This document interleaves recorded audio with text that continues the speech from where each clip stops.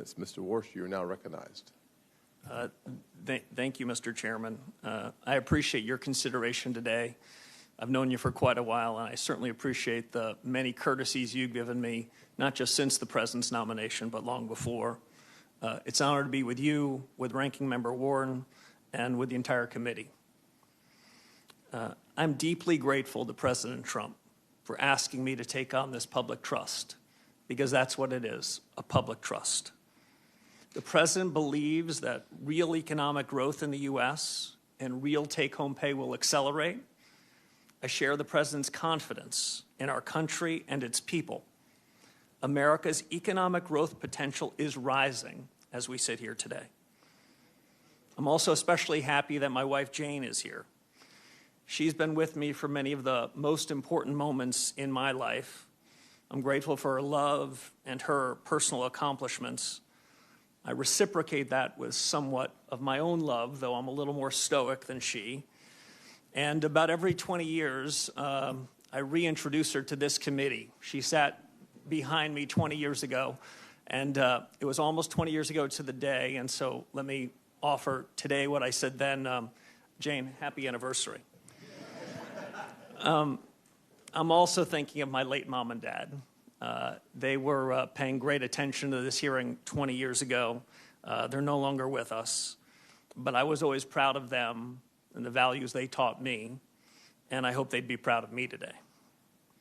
We start today with a note of broad agreement, even though we might have heard different narratives at the outset of this hearing. This is a time of great consequence for the nation's economy. As a former Fed governor and friend or colleague of the last 5 Fed chiefs, from whom I've learned plenty of lessons, I'm particularly alert to the challenges and opportunities confronting the institution that I cherish, the Federal Reserve.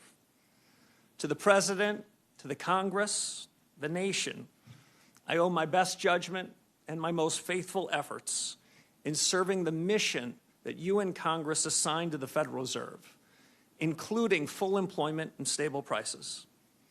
The American people are counting on the Fed to deliver on its commitments, perhaps now more than ever.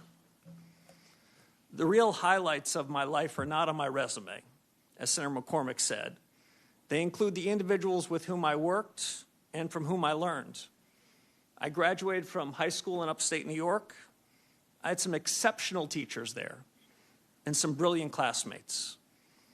I've learned we're lucky in life if we start out with good influences in learning and in character. A public school education gave me both of these, and I'm grateful.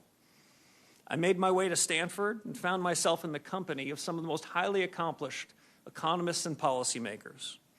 George Shultz, former Secretary of State and Treasury, was among the great patriots at the Hoover Institution, who I came to know as a teacher, mentor, and friend.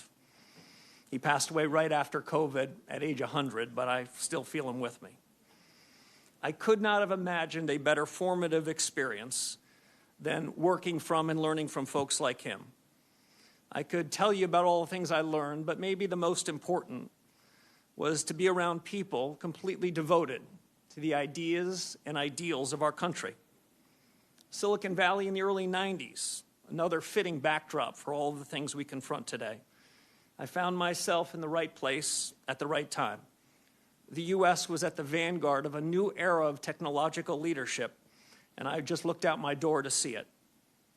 Now, in the last 15 years, I've gained deep experience in macro and in markets, working with Stan Druckenmiller.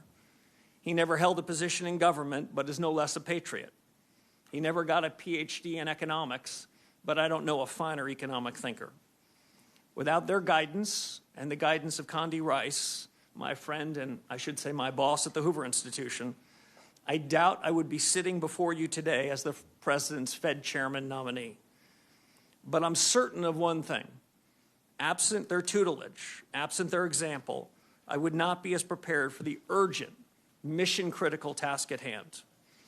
In between these bookend experiences, I served quite a while ago as a governor at the Federal Reserve. At the onset of the financial crisis.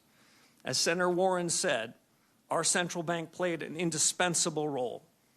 and we benefited enormously from the credibility that our predecessors had built up and passed down to us, governors of the Fed at the time.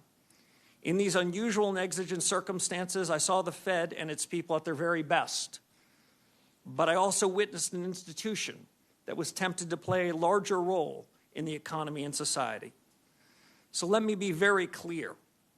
Monetary policy independence is essential.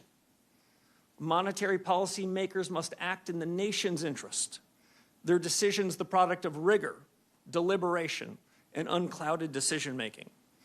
And as Senator Warren said, I do not believe that independence of monetary policy is threatened when elected officials state their views on rates.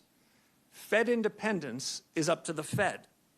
That has three implications. First, Congress is tasked with the mission to ensure price stability. Inflation is the Fed's choice. Second, Fed independence is at its peak in the conduct of monetary policy.